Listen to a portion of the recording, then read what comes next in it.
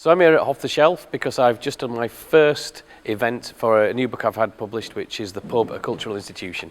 So the book is a celebration of pubs, not just as places that sell drink, but as these parts of the fabric of British life. So the pub is the kind of the core cell of British social interaction. It has been for 1,000 years.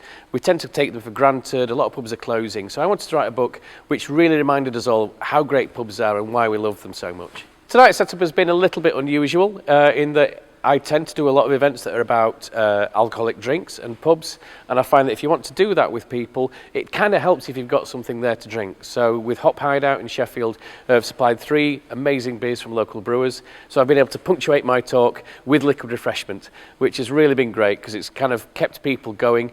I went on a little bit because this is my first event for this book, but people kind of stayed for the beer. I'd like to think they stayed for me talking as well, but there was lots of beer to drink and that made the event a lot better. Sheffield used to be Steel City, it's now Beer City. There are 57 breweries in the Sheffield City region, 23 within the city itself, and that is astonishing. That's an astonishingly high number. It's about 3.5, 4 times more breweries per head of population than London has. A lot of those breweries have been around for a long time, since long before the cask and the craft beer boom happened. Sheffield's got an unbroken link with good beer. And there are more real ales on bars in pubs in Sheffield than you get in any other city. People here just like good beer. And they're like small producers who make it, who stick to their guns and produce it without compromise. Writing about beer and pubs is incredibly rewarding. It's more difficult than people think it is. I've even had people tonight say, "You've got it easy, haven't you, just writing about drinking." And the drinking bit is easy. You know, the writing about it, once you've been drinking, is much harder than people think. At least doing it in a coherent way that makes any sense at all.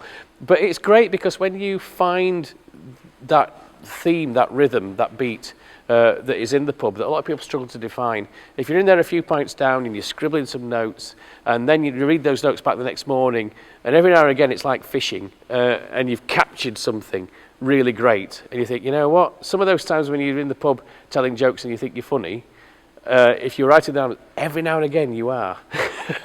And so when you capture the good bits, I think Hemingway always used to say, write drunk, edit sober. And I think for someone in my profession, that is probably the best advice you can have.